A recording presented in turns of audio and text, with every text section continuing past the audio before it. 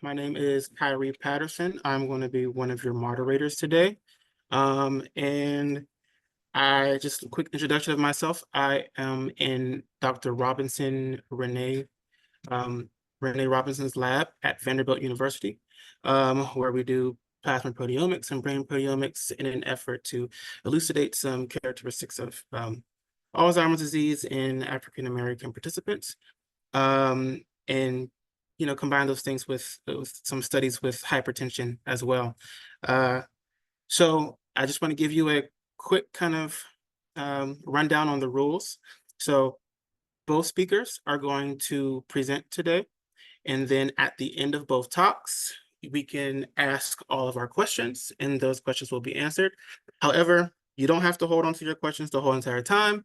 You can type them into the chat, and once we get to the end, we'll read them off and go from there. Great. So hi, everyone. My name is Mara. I'm a postdoc at the University of Victoria and one of the other moderators today. And I'm here on behalf of the Canadian National Proteomics Network, or CNPN, and we're really excited to be co-hosting the webinar today. And just to quickly mention that CNPN's annual conference is coming up in November. And it's taking place in Whistler, Canada, and registration and abstract submission is open right now for that. So if you're interested, take a look on our website. All right. Okay, so I am going to introduce our first speaker. So I have the pleasure of introducing our first speaker, Dr. Amy Weeks.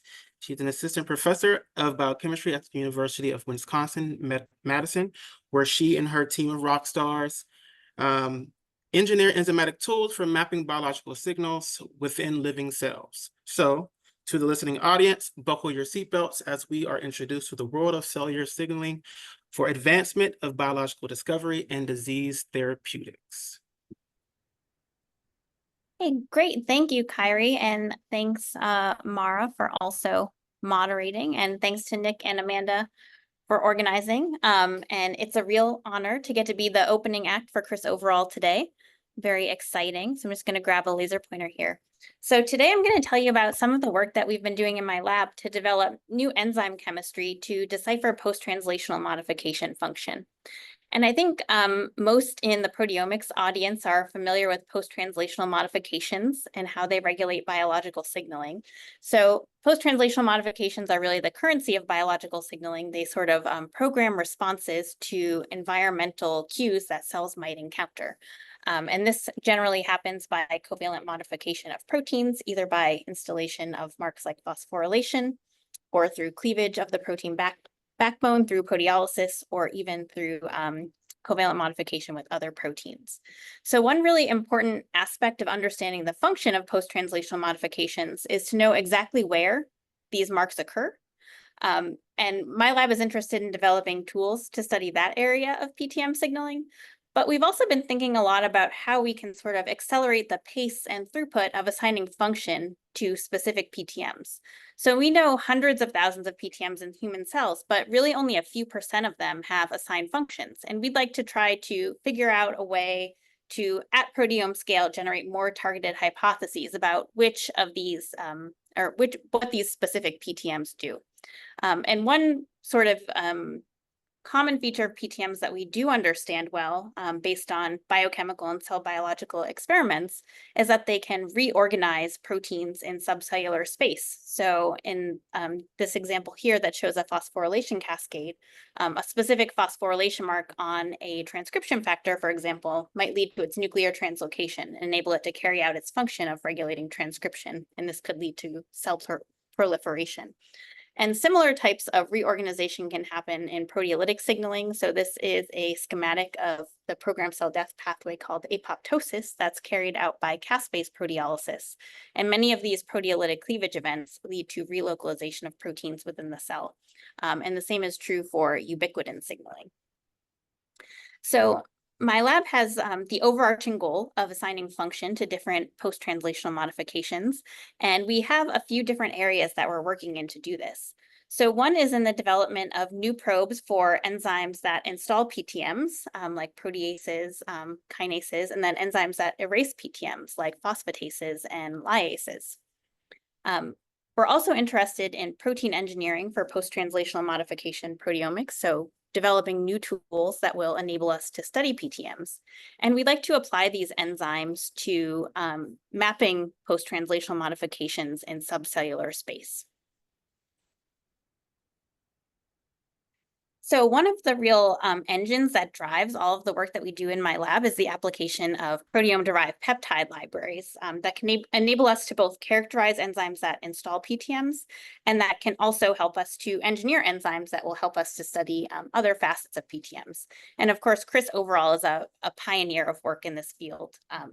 So to develop or to generate a proteome-derived peptide library, we can start with a protein extract from basically any source and digest it with a protease to get this really diverse group of peptides that are basically cover the entire proteome of whatever the proteome source was.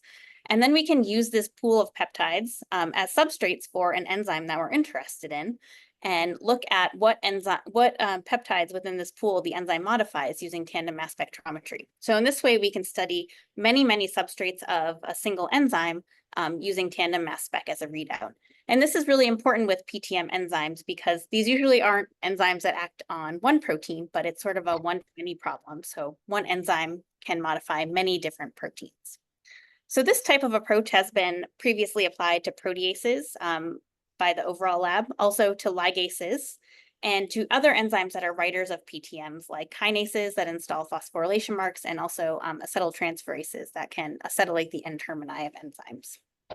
So we got excited about using this type of approach to develop new tools for studying proteolysis.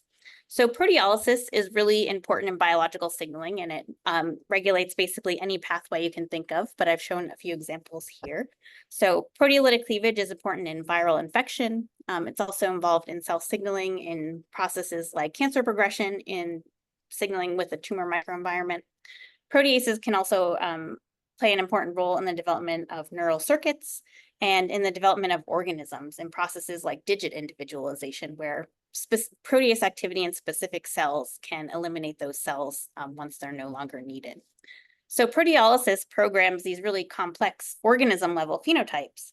But when we think of these at the molecular level, they're built up based on individual cleavages of proteins in specific locations in a way that changes their function.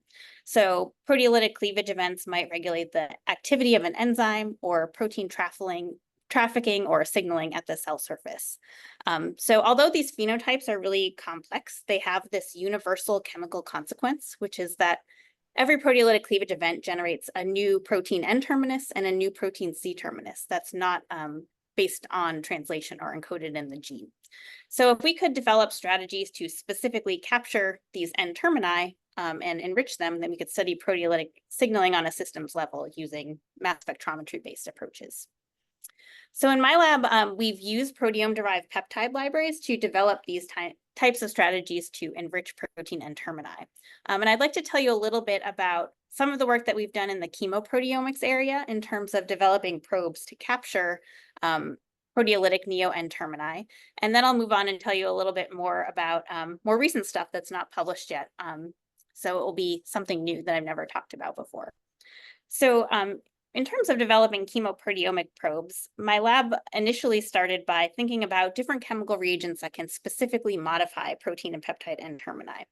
And we started with this molecule 2-pyridine carboxaldehyde, or 2-PCA. And this was discovered by Matt Francis's lab in 2015 as a reagent that can specifically modify N-termini and not modify other biological amines like lysine side chains. So 2-PCA has this aldehyde group that can reversibly react with an N-terminal alpha amine to form an imine, but its specificity arises from a second mechanistic step that occurs in which an adjacent amide nitrogen in the peptide backbone can react with this imine to form a cyclic imidazolidinone, and this is a stable modification. And because lysine side chains don't have an appropriately placed amide NH group, they can't undergo this reaction. So this only occurs stably on protein and peptide N-termini. So Haley Bridge in the lab spearheaded this project, and she was basically able to use proteome-derived peptide libraries to characterize the specificity of 2-PCA in terms of modifying peptide N-termini. Because when we think of chemoproteomic approaches, we basically want to be able to capture every peptide that has our modification of interest without regard to what its sequence was. And Haley found that 2-PCA is a very broad specificity reagent. So its main limitation is that it can't modify peptides that have proline in the second position, but it can modify pretty much everything else to some degree. So also using proteome-derived peptide libraries as sort of a platform for developing this technology further, Haley was able to develop versions of 2-PCA that have chemically cleavable linkers so that we can use them in enrichment proteomics and enrich protein N-termini based on biotinylation and then cleave off that biotin group to release them and analyze them with mass spec. She was also able to develop a strategy for doing 2-PCA-based enrichments using only commercially available reagents, so eliminating the need to chemically synthesize probes like this one. And using these tools, Haley developed strategies for profiling protease specificity in vitro, so understanding the molecular recognition determinants of proteolytic cleavage. And then she also applied it to identifying cellular substrates of proteolytic cleavage in the context of apoptosis. And we thought apoptosis was a good system to start with for studying proteolytic signaling because it's been studied a lot, but most of the technologies for N-terminomics have some inherent limitations. So we thought there's also a new opportunity for biological discovery. So in apoptosis, caspases are the main proteases that are involved in carrying out this signaling pathway. And caspases typically recognize specific substrates that have an aspartate residue in the P1 position of the protease cleavage site. So all of the caspase cleavage peptides that we're expecting to see will involve capturing an N-terminus that follows an aspartate residue. So if we use our 2-PCA-based enrichment to enrich all of the free N-termini in cell lysates, either treated with etoposide, which is an apoptosis inducer, or with DMSO, we can see that we get a big increase in aspartate residues in the P1 position from the peptides that we recover in the etoposide treated condition. And these are also significantly enriched compared to the DMSO treated control sample. So using this strategy, we are able to identify around 100 new caspase substrates that weren't previously known, in addition to many others that were previously known. So this was really exciting, and it was really exciting to be able to contribute to this catalog of caspase substrates that the field has been developing, which is becoming quite extensive and maybe close to comprehensive. So the next thing that we really wanted to be able to do was to figure out a way to assign function to all of these specific proteolytic cleavages. And in the context of apoptosis, we know that many of these cleavages are responsible for reorganizing proteins within the cell and changing what their functions are based on spatial reorganization. So we wanted to develop tools that would enable us to map proteolytic signaling within the context of living cells. So this would require basically being able to preserve all of the spatial information during a proteolytic signaling pathway, which hasn't really been possible with the types of enrichment strategies that are typically used in the field of protease N-terminomics. So we'd like to develop a method where we can not only identify the cleavage sites, but also know which location or compartment in the cell they came from to try to get a clue about what their function is or how it changed in response to proteolytic cleavage. And our overall approach to this, since we're thinking about living cells, is to use enzymes. And the advantage of enzymes is that they are generally active in the cellular environment. They have a lot of capacity for molecular recognition, and they can be genetically manipulated. So if we want to spatially restrict the activity of an enzyme that's going to enable us to capture proteolytic neo-N-termini, we can do that by fusing the enzyme to a targeting domain that will restrict its activity to a specific compartment in the cell. And these types of domains are well known and have been applied a lot in spatial proteomics approaches like BioID and APEX. And then our engineered PTM capture enzyme, which in this case, when we're studying proteolysis, will target protein N-termini specifically, is something that we would want to have high specificity for the modification. So in this case, the N-terminus that we're trying to capture. But we don't want this enzyme to have a high degree of sequence specificity because we'd like to be able to capture any N-termini that might be generated during a proteolytic signaling pathway. And ideally, the activity that we would engineer in this enzyme would be to recognize the post-translational modification site, so the proteolytic cleavage site or neo-N-terminus, and then convert that in some way to a biotinylated PTM site so that we can enrich it or introduce some other type of affinity handle.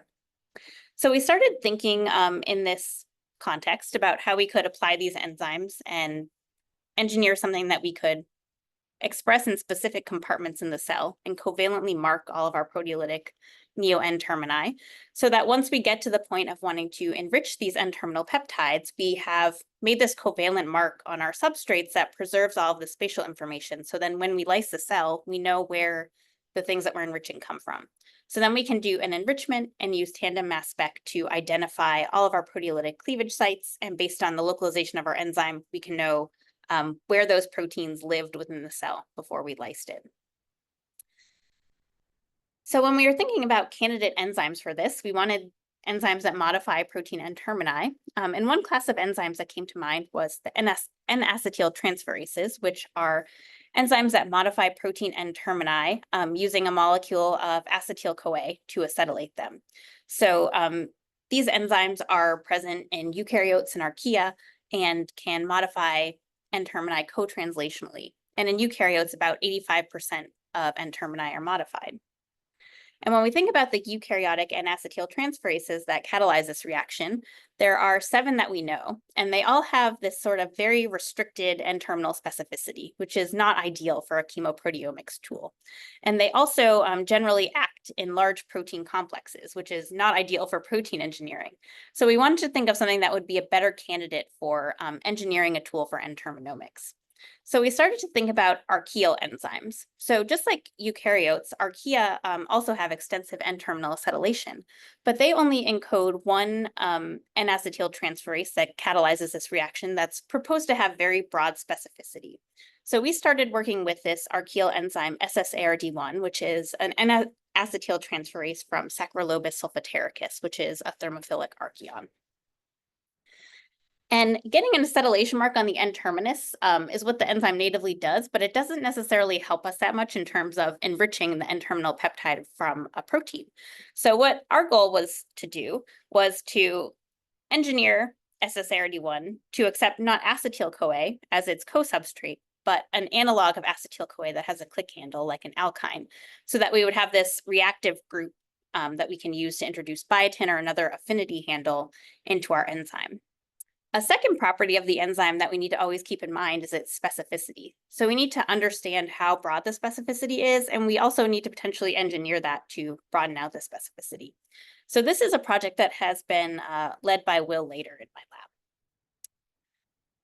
So one aspect of this alkyne handle analog of acetyl-CoA that we really liked was that there's a potential for having a cell-permeable probe that gets activated within cells. So we don't have to worry about getting a large molecule like a peptide that might be hard to get into cells for our activity to occur. So it's already been shown that these small organic acids like 4-pentanoic acid can enter mammalian cells and get activated to the acyl-CoA by the endogenous machinery. So we can basically use a small acid as our probe, treat cells with it, and if they're expressing our enzyme, hopefully we would get to label proteolytic neo-N-termini in different compartments within the cell in that way. So the first thing that we wanted to know was how broad is the specificity of SSARD1 really? So to characterize this on sort of a comprehensive scale, we use the proteome-derived peptide library approach using a protein extract from E. coli. And then once we isolated the peptide library, we treated it with SSARD1 and acetyl-CoA, which we would expect to lead to acetylation of some peptides, depending on what the specificity of the enzyme is. And then we can characterize which peptides were acetylated using LC-MS. So the first thing that we tested was whether our enzyme is active on proteome-derived peptide libraries, and we found that it is. So compared to a no enzyme control, which in a sample from E. coli has almost no N-terminal acetylation, we don't really see any N-terminal acetylation, just in the presence of acetyl-CoA. But when we add SSARD1, almost 50% of the peptides in our library are modified just by the wild-type enzyme. And in each of these samples, we can measure more than 10,000 SSARD1 substrates per replicate. So this gives us a really good number of peptides to characterize the specificity and to see which sequences are favored and disfavored. And the results of that analysis are summarized here. So this heat map is basically looking at the frequency of each amino acid in each position at the N-terminus of the peptide. So 1 would be the first amino acid in the peptide. And then the good substrates for SSARD1 are enriched compared to the input, so they're colored in blue, and the poor substrates are depleted compared to the input, so they're colored in red. So what you can see here is that only really the first position has a very strong influence on SSARD1 specificity, and the specificity appears to be pretty broad. So serine containing N-termini are very favored substrates, and to some extent glutamate and alanine at the N-terminus are also favorable. But when we look across several different peptide libraries from different proteome sources, what we see is that most peptide sequences can be modified to some extent by SSARD1. So we thought this was a really good starting point for our protein engineering campaign to get a broad specificity N-terminomics tool. So the next thing that we did was to try to identify which residues within the enzyme actually control this N-terminal molecular recognition so that we would understand which sites should be targeted for protein engineering. So to do this, Will and some others in the lab made several alanine mutants of SSARD1 within 5 angstroms of the substrate binding pocket. So those are colored as gray spheres here, and the acetyl-CoA is shown as sticks in this protein structure. And I'm not going to show you the data from all of the mutants because most of them either killed the activity or didn't really do anything to the specificity, but I'll show you a few representative heat maps. So now these heat maps are comparing the substrates that were modified in the mutant enzyme to the substrates that were modified in the wild type enzyme. So we're looking at the change between mutant and wild type. And what we found is that the E35A mutation seems to have an effect on the specificity. So we get some amino acids that are modified even more efficiently compared to wild type. And the same is true for I92A. But then there are other mutants that maintain activity but don't really have a strong impact on the N-terminal specificity. And one of these is V89A. So you can see that the colors in this heat map are just really washed out. And I mention that because it's going to come up again later in the context of our cofactor engineering. So speaking of cofactors, the next thing that we wanted to understand about SSARD1 was what its specificity is for different acyl-CoAs. Does it only accept acetyl-CoA, or will, based on this broad specificity that we observe for N-termini, will it already accept bioorthogonal acyl-CoAs? So we modified our proteome-derived peptide library workflow to just use different acyl-CoAs as substrates with wild-type SSARD1, and then we can look for the acyl mass modification corresponding to the bioorthogonal substrate that we used and understand which substrates are modified using tandem mass spec. So Will synthesized this panel of different acyl-CoAs where he made alkyne acyl-CoA analogs with different carbon chain lengths, and then 2 different azide-containing acyl-CoA analogs, all of which can be used for click chemistry.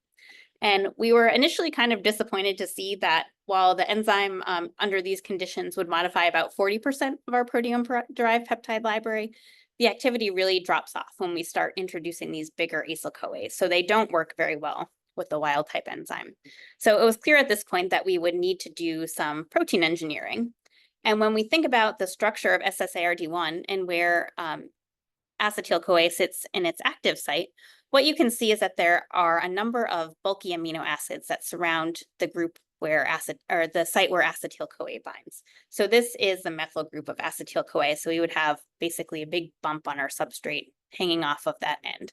So this made us think about a classic approach in protein engineering, which is called bump hole engineering, in which when you have a native substrate, you would expect it to have high shape complementarity to a wild type enzyme. But by protein engineering, there's a potential to modify the native substrate to include a larger functional group, which is colloquially called a bump, and then introduce a hole into the enzyme to accommodate that larger group. So this was the kind of approach that we wanted to take to our protein engineering of SSARD1. So Will designed a screen that's somewhat higher throughput than the proteome-derived peptide library approach that uses a colorimetric assay that we can do in 96 well plates. And this screen works like this. So here we're starting with a single peptide sequence, in this case SSG-TPT, and then we can use different acyl-CoAs and different variants of SSARD1 and ask how much activity they have in terms of acylating this peptide sequence on the N-terminus. And we would expect that each acylation event would lead to release of 1 molecule of coenzyme A, which has a free thiol. And then if we use Elman's reagent or DTNB, this leads to reduction of a disulfide in that reagent and production of this colored molecule that absorbs at 412 nanometers. So we can use this as a relatively higher throughput screen for finding SSARD1 variants that are active with these larger cofactors. So using the same library of alanine variants of SSARD1 that Will previously made to study the specificity and the panel of acyl-CoAs that he synthesized, Will initially did this screen. And what he found is that basically so let me walk through this heat map for a second. We normalized everything to the wild type enzyme's activity with acetyl-CoA. And then on the top, along the top here, we have the different cofactors that we screened. And on along the left side, we have the different mutants of SSARD1 that we looked at. And what Will found is that there are many mutations that don't change the cofactor specificity of SSARD1 at all, or they just sort of kill the activity in general, like L126A and Y139A. But he did identify a couple mutants that actually improve the activity when looking at these bigger substrates. So one of those mutations was V89A, which had more activity with the 4-pentynoyl-CoA analog that Will made. And then V89G had even more capacity to accommodate larger cofactors. And then similarly, I92A didn't really work with these alkyne analogs of acetyl-CoA, but it did work with the azides, which is presumably related to how those different functional groups bind within the SSARD1 active site. So this was really exciting that now we can get some activity with the bioorthogonal cofactors. But thinking back to our proteome-derived peptide library data, there was some preference for certain peptide substrates, and this colorimetric screen that Will initially used started from one peptide, which is a really good substrate for wild-type SSARD1. So Will repeated this whole screen in the context of a different peptide sequence that now begins with a glutamate residue. And what he saw was that most of the variants that we tested actually don't have very much activity toward this glutamate-containing peptide. There's only one that has higher activity than the wild type, which is the E35A mutation. But interestingly, that mutant doesn't have any activity with these bioorthogonal cofactors. And we also see very little activity with the bioorthogonal cofactors in the mutants that we had previously identified as having activity with those. And that's presumably based on the N-terminal specificity of these cofactors. So the proteome-derived peptide library approach sort of informed the design of these different peptides for our screen. And I think the information was really complementary to one another because what testing these two individual peptides told us is that acyl-CoA specificity and N-terminal peptide specificity are sort of properties that can be separated and engineered independently of one another in the context of SSARD1. So Will repeated this screen with a few other peptides and also started to look at combining the different mutants that he had identified from the different screens. So with SSG-TPT, the best substrate for the wild type enzyme, he found that the V89A and G mutations have activity for that substrate. But when we make this double mutant, E35A V89G, it doesn't have very much activity with this substrate. If Will repeats this screen with the N-terminal glutamate peptide, the wild type enzyme doesn't have much activity with that peptide, nor does the V89G with any of the acyl-CoAs. But if Will makes the double mutant with E35A and V89G, we now have activity with the glutamate N-terminus and with different bioorthogonal cofactors. And the same is true for an N-terminal methionine peptide. So we're able to combine these mutations to get basically two enzymes that have activity on different sets of sequences and different swaths of the proteome. So what we'd like to be able to do going forward is to apply these mutants that we've identified for N-terminal enrichment proteomics. So Will started developing this technology using the peptide library approach again. So he repeated some of basically a select set of the experiments that he had done using the colorimetric assay with proteome-derived peptide libraries. And he found that when we use 4-pentynoyl-CoA as the cofactor with these different SSARD1 variants, either V89G or E35A V89G, we see the specificity that we would expect based on what we observed in the wild type enzyme, but now we're getting activity with this bioorthogonal cofactor, which is really exciting. Will was also able to develop some technology for actually enriching these substrates based on the presence of the alkyne handle that they've introduced in the N-terminus. So if he uses click chemistry to introduce biotin, we can basically isolate the N-terminally modified peptides, and basically 100% of our sample after enrichment contains that biotin modification at the N-terminus. So that's really exciting. So going forward, we're hoping to apply these enzymes both in the context of studying apoptosis and also in sort of understanding the crosstalk between cell survival and cell death when a cell is experiencing both survival signals and death signals. What really tips the balance between those two pathways? So along those lines, we've been thinking about developing other tools, and I'll just end with a small teaser of some of the other things that we've been working on. Pro-survival signaling pathways usually involve phosphorylation signaling that prompts cells to grow. So we've been engineering enzymes for spatially resolved mapping of phosphorylation sites with subcellular spatial resolution in the context of live cells. So for this project, we started with a bacterial phospholyase enzyme called OSPEF, which can catalyze this reaction, where it eliminates the phosphate group from phosphothreonine and leaves behind this alkene. And this is thought to inactivate MAP kinases in the native context. Kasia Radziwan in the lab has spearheaded this project toward engineering OSPEF activity to be more promiscuous for both phosphoserine and phosphothreonine, so we can capture more of the phosphoproteome and then use this reactive alkene group for enrichment. And we started to introduce some of the variants that we've engineered into cells to ask how OSPEF actually influences the phosphoproteome. And we'd like to apply these tools in combination with our N-terminomics tools to study crosstalk between cell survival signaling and cell death signaling. So I'll end there and thank the people who did the work. So Haley led the 2PCA project along with some help from Will and Clara. Will spearheaded the SSARD1 engineering project, and he had some help from Lauren and Haley. And then the OSPEF project is led by Kasia with some help from Lauren and Laura. And with that, I'm happy to, I guess we'll save questions for the end, but thanks for your attention. And I'm happy to take questions later on.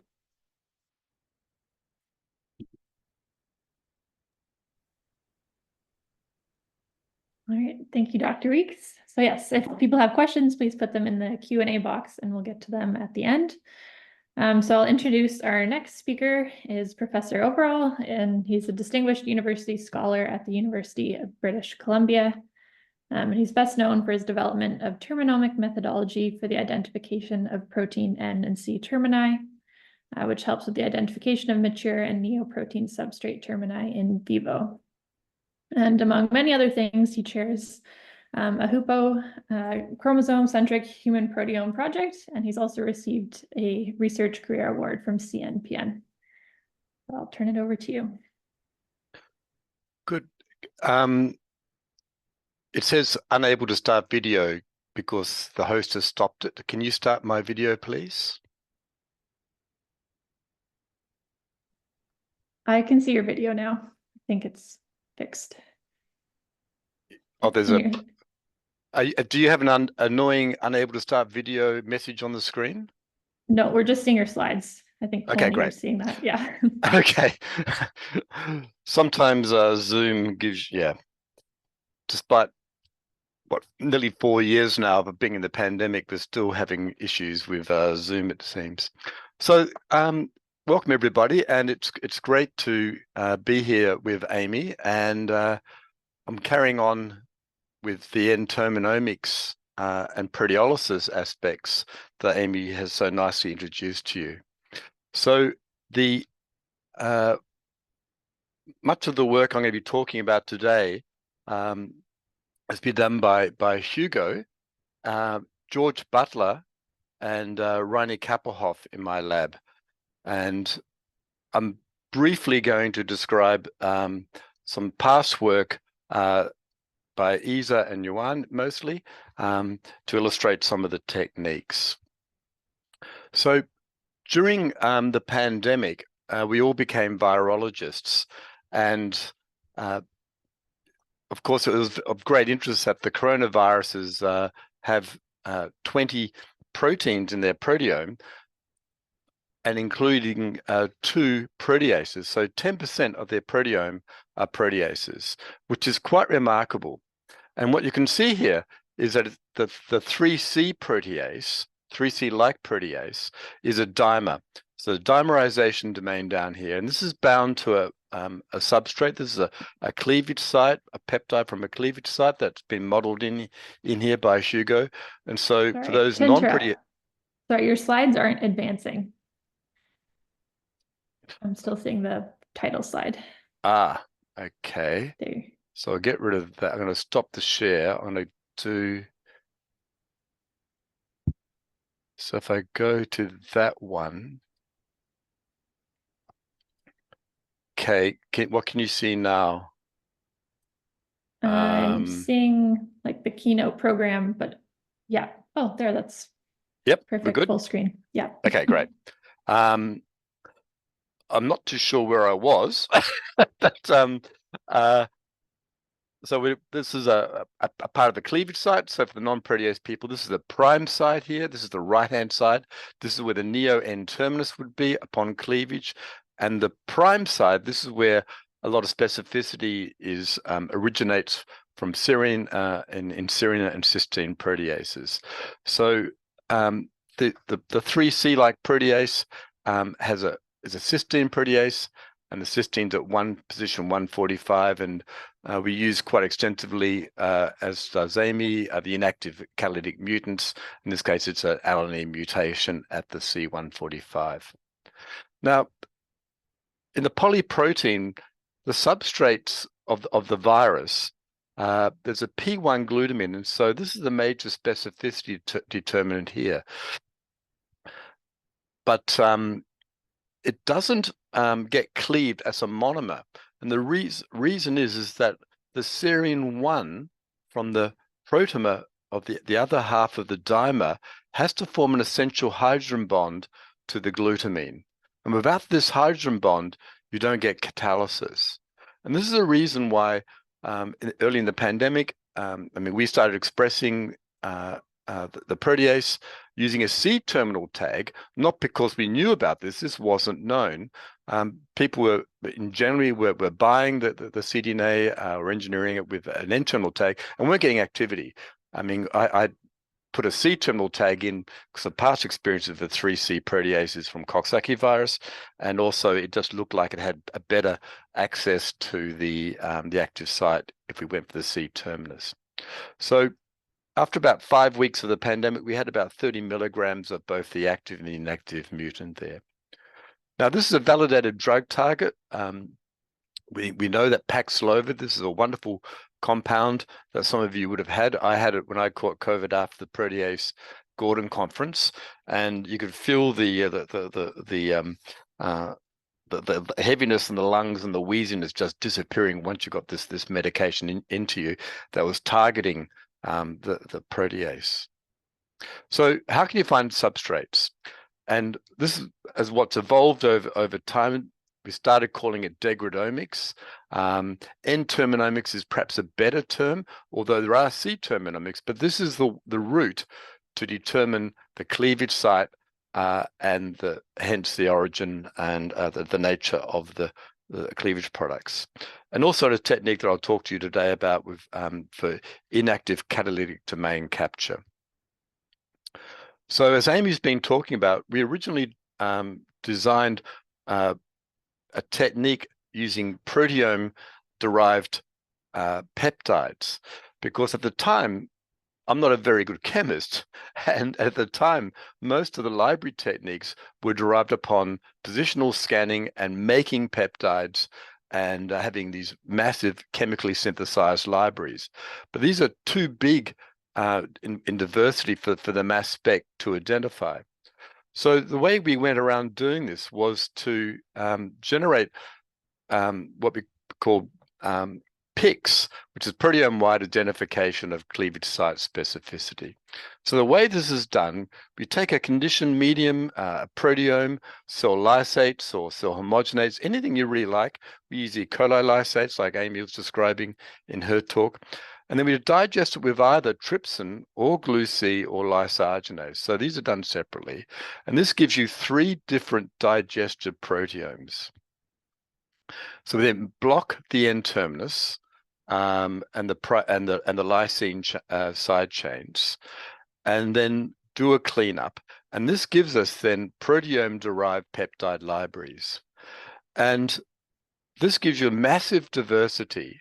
It also poses to the test protease or enzyme the actual proteome that's relevant and with the right occurrences of amino acids from a relevant proteome. And we then, in our case, we added the 3C protease. This generates cleavage products. This is the dimethylated blocked N-terminus of the intact peptides. After cleavage here, we have the neo-N-terminus with a red arrow. And these are, of course, reactive because we have a primary amine back again. And by just simply reacting the mixture with NHS biotin, we tag the N-terminal peptides that have been cleaved, do a biotin pull-out, and they do MS-MS.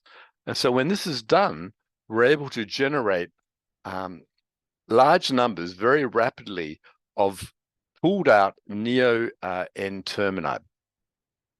And then by using just conventional and our own custom scripts, we can probe the database from which that proteome was derived to fill in the non-prime side. So this gives us then from P6 to P6 prime, both the left and the right side, the non-prime and the prime side, pretty quickly in an experiment.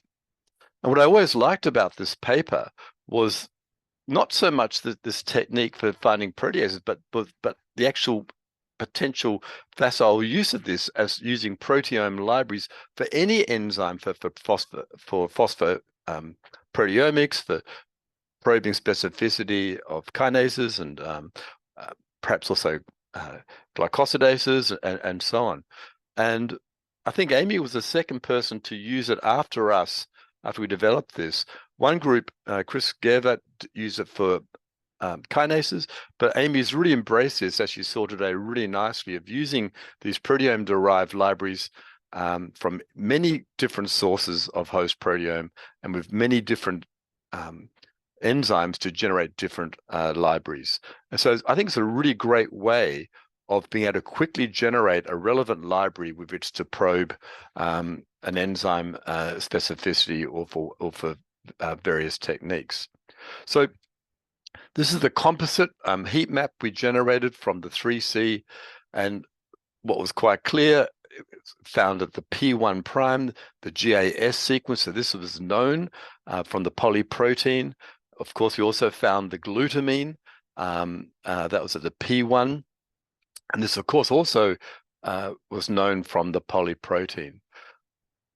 But the polyprotein only has a small number of actual cleavage sites. And by doing a technique like PICS, we're able to generate approximately 1,000 cleavage sites. And so you can get robust statistics and minor specificities being revealed. And so we found then a non-canonical histidine and also methionine at the P1 position.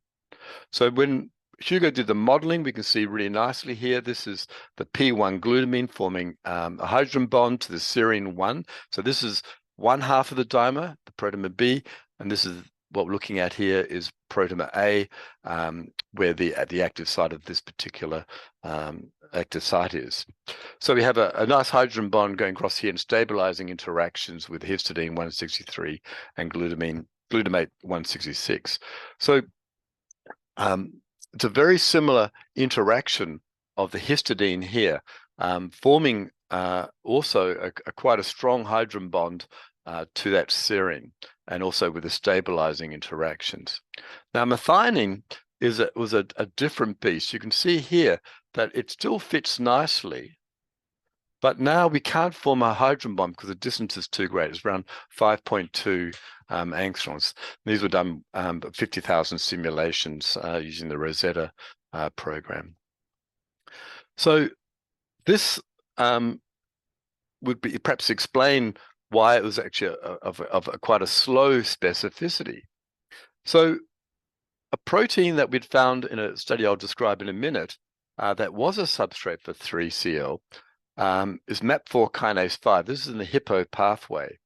And despite having 10 Lu glutamine, so leucine here is at the P2 position, but despite it having 10 of these sites and 3 exact matches for the exact specificity, only a methionine in the native protein was being cut. A leucine, methionine 1, here, and this was being cut. And what you can see here, the loss here of the MAP4 kinase 5 upon cleavage, generating these 2 products, which by Edman degradation gives a cleavage, a neo-N-terminus starting with S.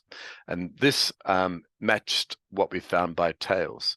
So when you design a peptide that spans this is gradually cleaved as a peptide cleavage assay with a generation of the product peptide here over time. So it's not very fast, but it still is cleaved, and it still is validating that methionine also can be accommodated and substrates can cleave it. Despite those poor kinetics, when we take primary human epithelial cells from healthy human donors, you can see here very nice cleavage products in very large amounts being generated from the intact protein. In infection, the same thing. We see very large amounts, and you wouldn't expect this from the very slow cleavage rate kinetics as a peptide. So this cleavage is also an inactivating cleavage. The kinase activity goes down here, it's completely inactivating. So it's a nice single cleavage having a functional effect. So to explain this, I found a paper quite by accident talking about the reactive oxygen species levels were highly elevated in COVID. And so I wonder whether the methionine might become oxidized. So this is a peptide that Hugo synthesized and did cleavage assays on. So here's the methionine here, and a serine at position P1 prime. But then when it's oxidized, you now have much greater cleavage and much improved kinetics compared to the kcat over Km for the methionine by itself.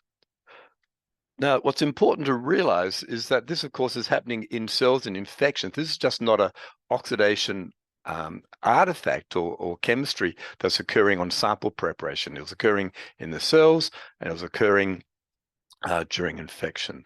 And now, when we have an oxidized methionine, now we have the ability to form a nice hydrogen bond here at 3 angstroms to the serine one over here.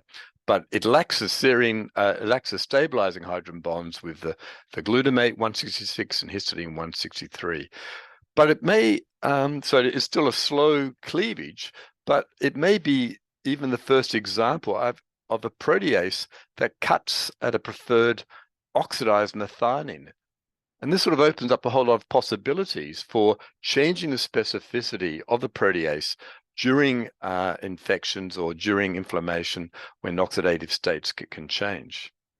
So I'm not going to go into all the other positions we probed and explored with using PICs. But from this, we were able to design peptides to explore further, to design optimized peptides. So when we I've got an annoying little screen just here, so I can't see what the residues are under here, but I think it's a veiling here in the SARS-CoV-1 protease peptide, which is a pretty miserable substrate and it's very hydrophobic. But we found a P3 arginine specificity or lysine specificity, which we put this in at that position, and with some of the other elements that we'd found from PICs, had greatly improved the cleavage specificity of a sequence fluorescent peptide. And now a peptide now it's highly soluble. It's designed from the PICs assays, and this is up to about 15 to 30 times more sensitive for cleavage than the best current synthetic peptides, such as by Martin Dragg's group. So this is a great peptide to work with, and this is what we use now exclusively for testing and validating the cleavage of the enzyme. So that's all fine. That's at the peptide level. As Amy was talking, described to you, after proteolysis, we get cleavage products being generated of the neo-N and the neo-C termini. And in proteomics, as you're very, very well aware, most analyses are focusing upon the triptych peptides and tend to ignore, by design, the semi-triptych peptides in order to get better coverage because of the whole proteome by not having complete coverage of individual proteins. But 20 years ago, this presented great problems for us for trying to find techniques for finding substrates using proteomics. So the way we went around this was to label at the protein level. I'm showing here with the dimethylation here. It can be done with a TMT or an ITRAC tag in the old days, but by labeling the N-terminal primary amine, also the lysines, and the neo-termini, we can identify then easily in a complex mixture that this had to have been the cleavage site because this was exposed in the sample to begin with. So any peptide that had an N-terminal tag on it, compared to the triptych peptides, which have none, this would indicate that this was either a neo-terminus or a natural N-terminus in the sample. And that simple concept really opened up a whole world of possibilities. So as you know, normal shotgun proteomics, the sample is digested with an enzyme like trypsin, and we do peptide level amine labeling, either dimethylation or TMTs, MSMS to get the proteome by shotgun proteomics. And as I just previously described, TAILS, terminal amine isotopic labeling, this technique that's different to Amy's technique, which is a positive selection technique. Amy's will pull out, and Jim Wells will pull out the N-terminus upon ligase reactions of the N-terminal peptide, N-terminus. Whereas here what we're doing is we've labeled the N-terminus, and this enables unequivocal identification of the cleavage site and the natural N-termini. We then do trypsin digestion, remove the triptych peptides because these have a primary amine again back on the N-terminus, and these bind and get pulled out by a polyaldehyde polymer for proteomics that we developed. This depletes the sample of the triptych peptides, and simply by spinning down or ultrafiltration, we collect the unbound semi-triptych peptides, and this gives us the N-terminome. And from the labeling using TMT tags or dimethylation, we can then unequivocally identify whether a semi-triptych peptide with the tag on it was present in the sample before as a background proteolysis or something that had happened before the protease had been introduced or activated. So protease-treated samples have a high ratio of isotopic ratio versus the control. And this gives us unequivocal identification of neo-N-termini. So we don't have to rely upon bioinformatics looking for, say, with the SARS-CoV-2 3C protease cutting after glutamine, because you wouldn't then find the non-canonical cleavage sites or you wouldn't be able to find the motifs for cleavage sites for completely unknown protease specificities. And by combining the data with a normal proteome shotgun analysis, we're able to have the substrates identified as well as the exact cleavage site in the same experiment. So now with the advent of much faster algorithms, and so using FragPipe and Peter in my lab, Peter Bell, was able to show then that using the ground truth where we had a proteome that had been tailed. So we identified here 240 neo-N-termini with high accuracy here. So this would be from 3C. You can see the glutamine here at P1. And if we search using FragPipe, the pre-tails, like a sample, so the sample before it's gone to polymer depletion, we can still find quite a lot, 37, peptides, so around 25%. You can just barely see now the motive down here.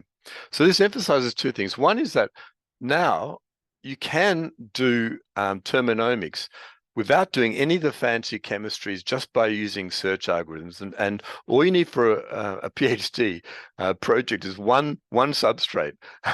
And so you don't need to even characterize 37. So just by doing searches of the data that's already present on in the publicly available data sets, you're able to find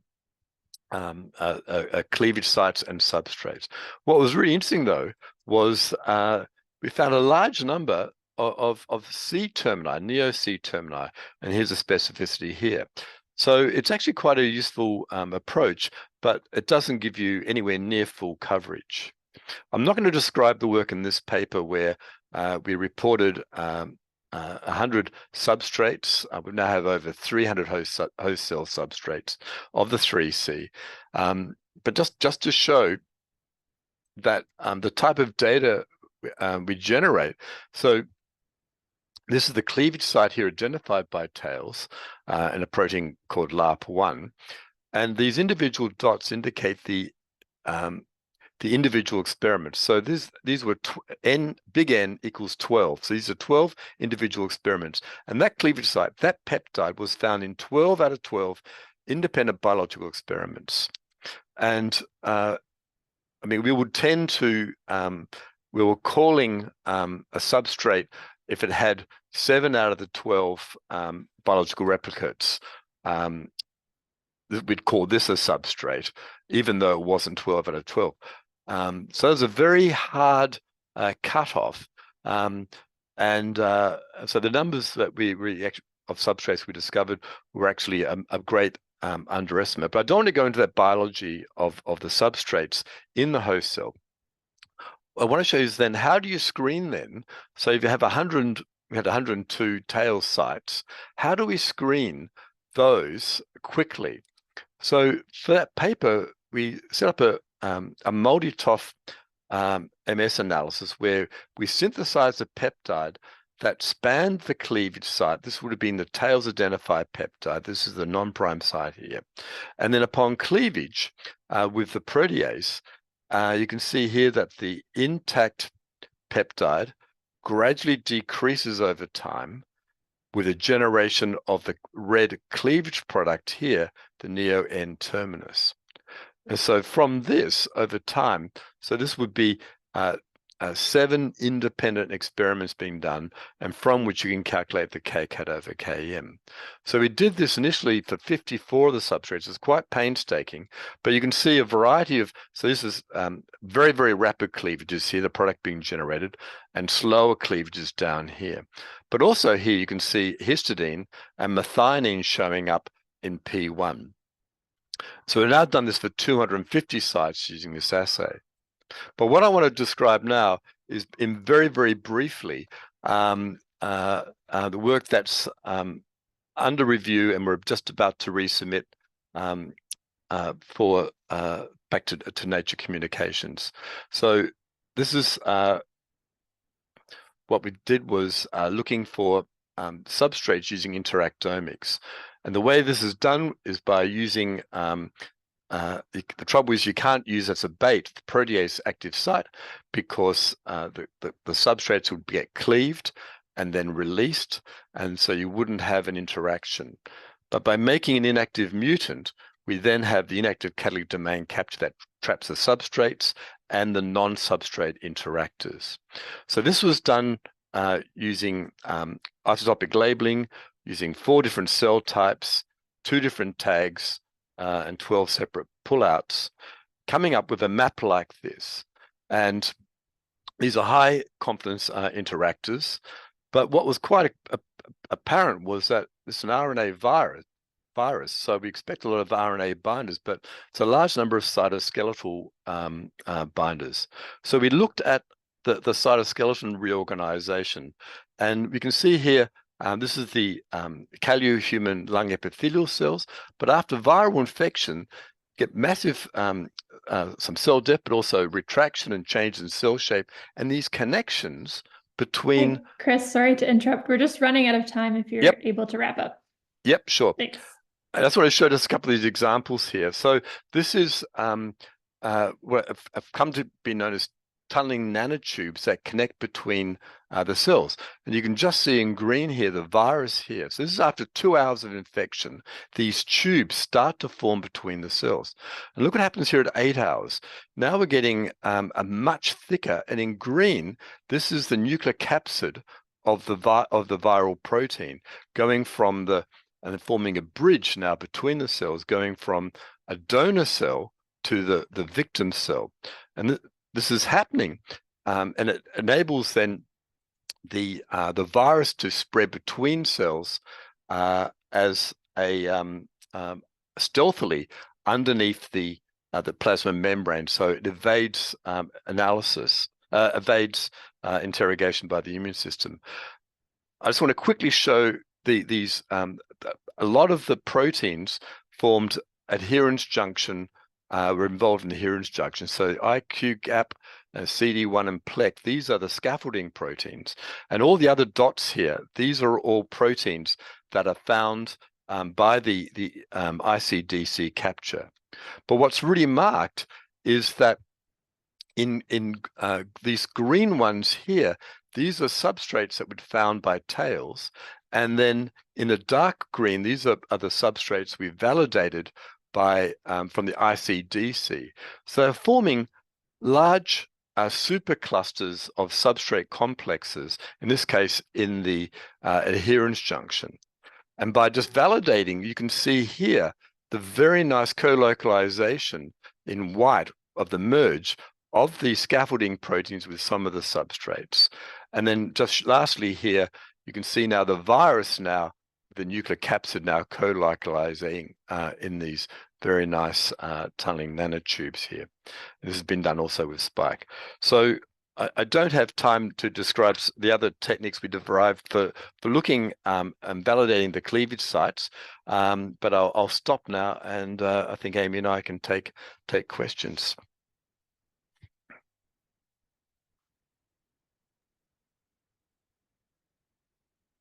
All right.